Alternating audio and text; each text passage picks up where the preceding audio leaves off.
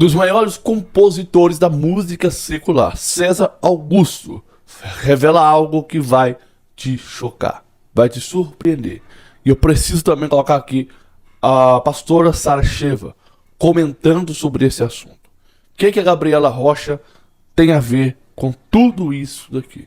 O vídeo de hoje tá muito interessante. Se eu fosse você, assistir do início ao fim, porque o negócio aqui vai pegar fogo. O que o compositor César Augusto vai revelar sobre algumas músicas é de deixar o cabelo arrepiado, amigo. É deixar o cabelo arrepiado. Desse mesmo jeito da música secular, vou revelar algo sobre a música gospel. Muitos de vocês não entendem, não estão vendo, mas há algo demoníaco por trás de tudo isso. Então seja bem-vindo, a sua presença aqui é um prazer enorme. Fico feliz de ter você uma vez mais aqui comigo. Dá o seu joinha porque isso ajuda demais no crescimento do canal. Vamos para o vídeo de hoje. Eu, pesquisando sobre o que fazer, que vídeo fazer, eu me deparei com o compositor César Augusto.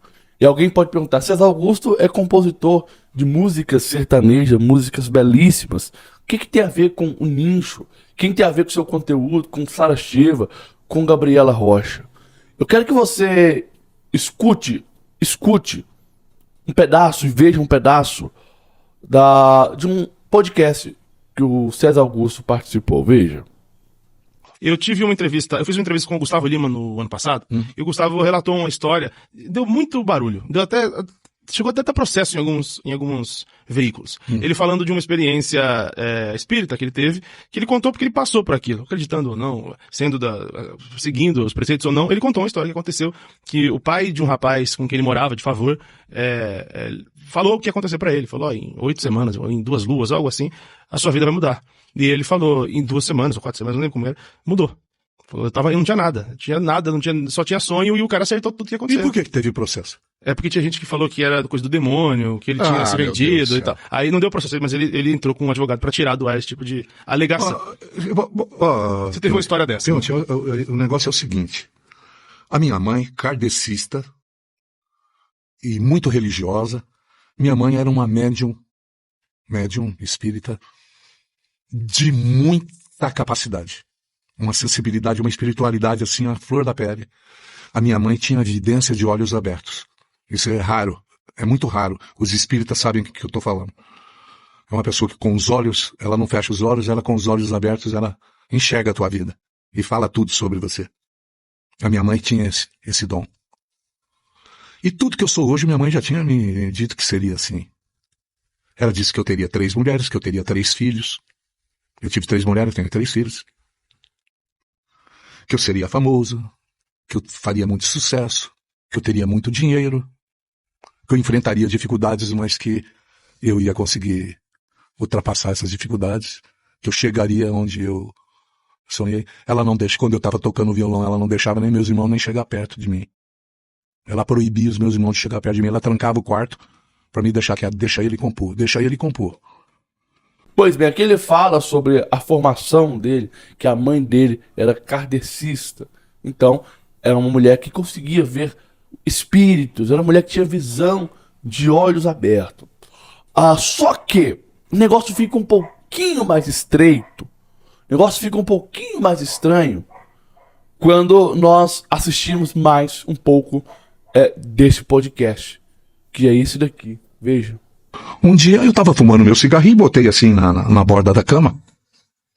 E o cigarro rolou e caiu. Eu peguei, botei o cigarro de volta ali e falei, algum ventinho derrubou. Ele rolou e caiu. Eu colocava o cigarro, o cigarro rolava e caía. Eu olhei janela fechada, porta fechada. Falei, ué, que é isso? Que fenômeno é esse? Eu saí, destranquei o quarto onde eu estava tocando violão e fui no outro quarto onde a minha mãe estava costurando uma roupa lá. E aí ela tá costurando a roupa assim. Quando eu chego na porta do quarto, que ela olha pra mim assim, ela deu um sorriso e deu uma gargalhada gostosa. Ela falou, eu assim, assustado com aquilo. Aí ela disse, o que é, meu filho? O que é? O que tá acontecendo? Falei, mãe, olha, eu contei o que aconteceu. Que eu botava o cigarro rolava, mas que tá tudo fechado, não tinha vento. Aí ela falou assim, não se preocupe, é que você está acompanhado. Ela falou, tem uma pessoa junto com você. É um senhor alto, de terno, com um terno azul, camisa branca, de gravata, um senhor muito alto, e ele é um maestro. Ele veio atraído pela sua música, ela falou. Emocionante. Ele veio atraído pela sua música, falou. Mas o que ele quer? Ele falou, nada, ele não quer nada, filho. Ele disse que quando você for fazer as suas músicas, para você fazer uma oração e chamar por ele, que ele vem te ajudar. Ele é um maestro, falou. Eu falei, qual o nome dele? Eu queria pesquisar, queria saber quem era. Aí ela falou assim, parou um pouquinho e falou assim, Ering, o nome dele é Ering. O que mais? Ele disse que mais na frente ele diz o resto do nome dele para você. Bom, pode voltar, filho, vai lá fazer tua música que ele vai te ajudar, não precisa ficar com medo, não. Eu saí e voltei pro quarto. Eu não lembro que música que eu estava fazendo, eu era muito criança, tinha 14 anos. Então, eu tenho essa passagem com a minha mãe, que é uma coisa assim, minha mãe, uma hora com calma, eu vou te contar, tem passagens incríveis da minha mãe. Incríveis. Você fala, não é possível. É possível. Aqui ele fala sobre uma experiência sobrenatural que ele teve, a qual a mãe disse que ao lado dele estava um maestro. E esse maestro pediu que toda vez que ele fosse compor músicas, que orasse para que esse maestro viesse ajudar ele. Algumas pessoas nos comentários dizem o seguinte, esse maestro só pode ser Lúcifer, porque ele era o maestro regente no coral. Esse maestro só pode ser algum espírito maligno. Segundo a minha fé, segundo aquilo que eu acredito, amigo, irmão, eu também acredito que esse maestro não é algo divino que vem de Deus. Então nós temos aqui já um compositor que não é o César Augusto. Nós temos um compositor que parte do mundo espiritual. Maestro, que maestro é esse?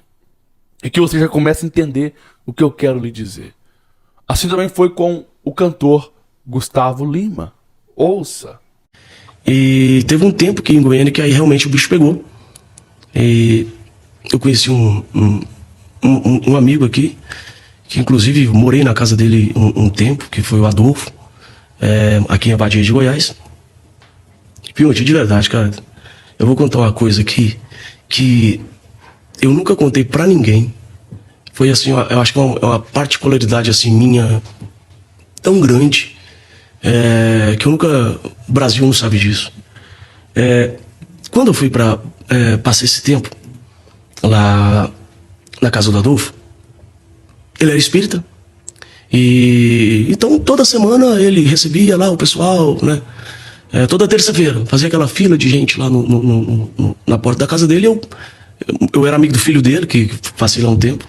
E eu ficava lá no fundo, lá, no quartinho lá no fundo, lá, tinha uma piscina assim, a casa lá na frente. E eu católico, né? Sempre fui católico, acredito em Deus, acho que Deus... a religião acaba confundindo as pessoas, sabe? Acaba colocando um contra os outros. Eu acho que Deus é um só, sabe? Deus é um só, Deus é gigantesco. Pra você ter uma noção, eu vejo missa, acompanho as missas de madrugada. Todo dia eu acordo, eu rezo meu Pai Nosso, a minha Ave Maria. Adoro as pregações dos evangélicos, dos pastores evangélicos, que eu acho que é uma explicação mais clara. E, de verdade, respeito toda a religião.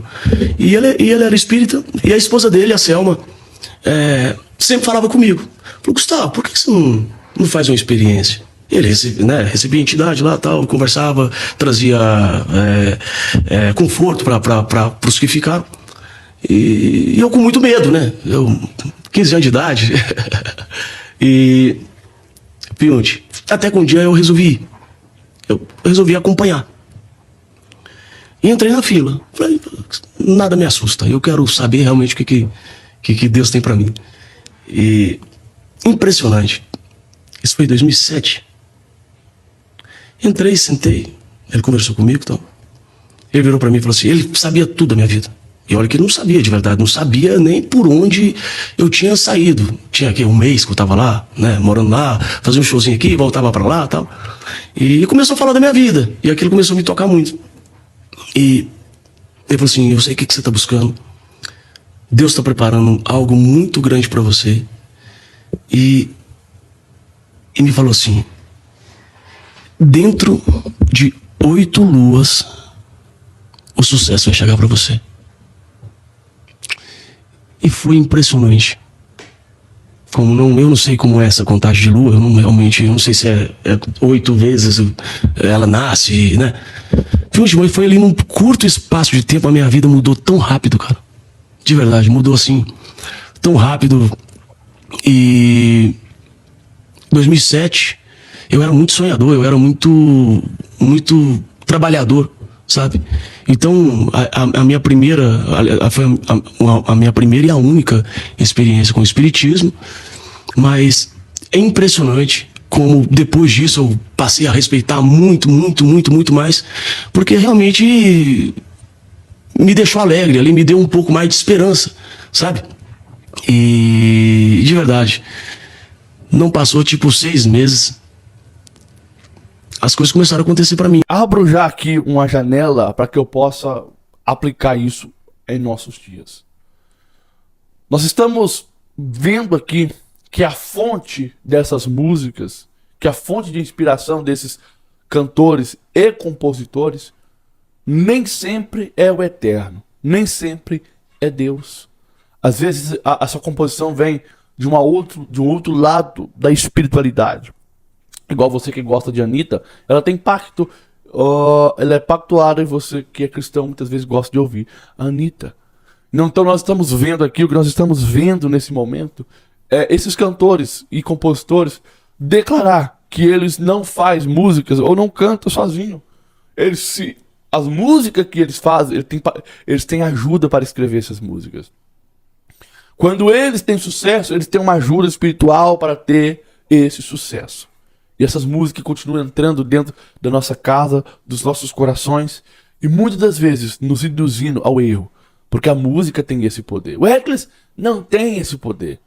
Eu gosto de ouvir a pastora Sara Shiva falar sobre esse assunto, porque o ministério dela é pautado sobre isso, porque ela foi cantora.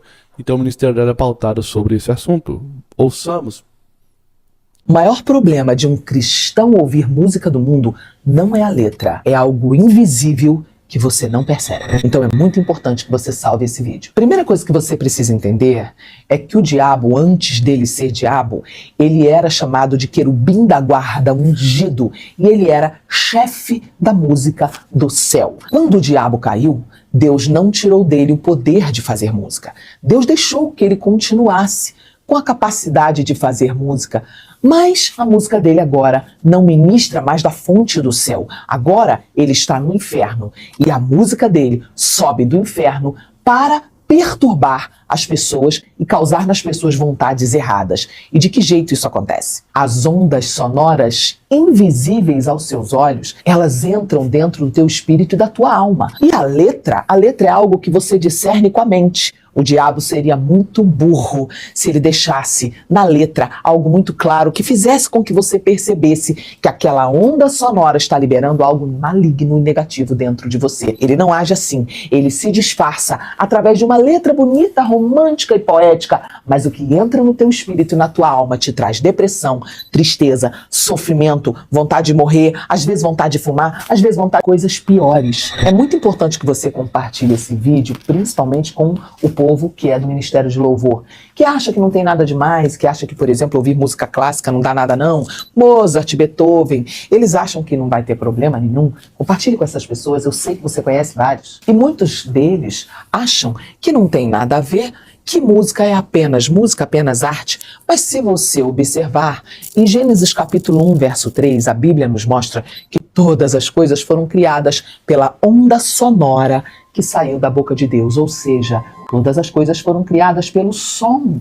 O som é a primeira arte e a primeira forma de criação usada pelo próprio Deus. Não subestime o som. Eu sou Sara Shiva, cantora, compositora, escritora e pastora. E a minha missão é preparar as pessoas para terem um relacionamento íntimo e sincero com Deus, porque sem santidade ninguém verá o Senhor. Por isso, eu gostaria de te convidar para fazer parte.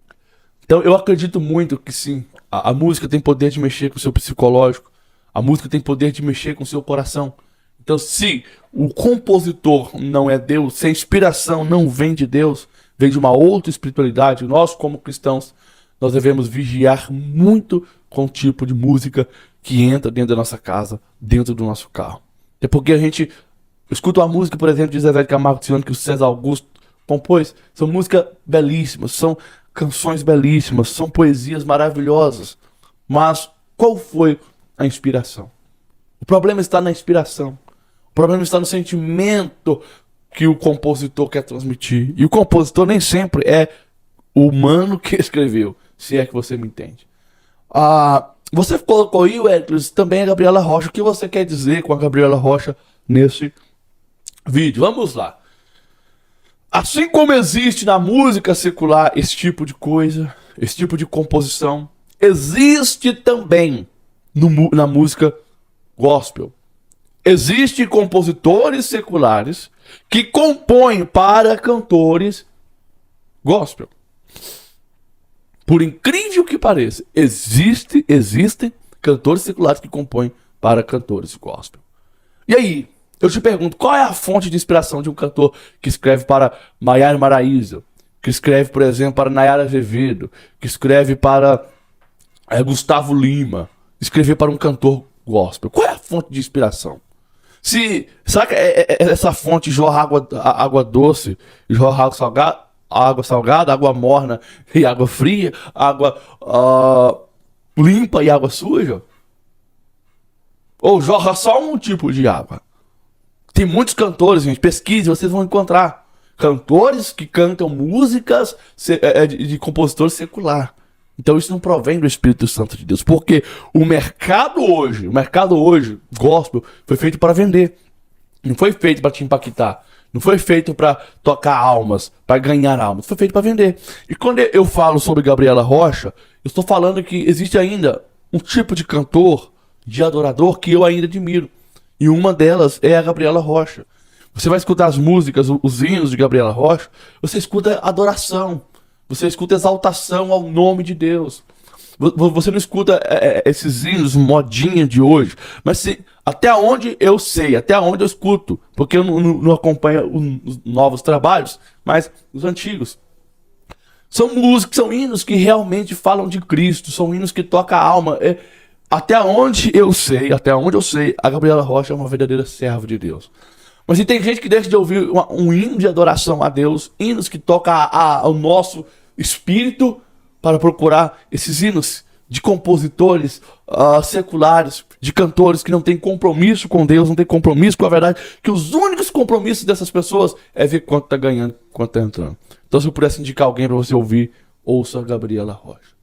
Vamos ficar atento com o que entra na nossa casa, no nosso ouvido, tá bom? Que Deus em Cristo possa te abençoar e até uma próxima.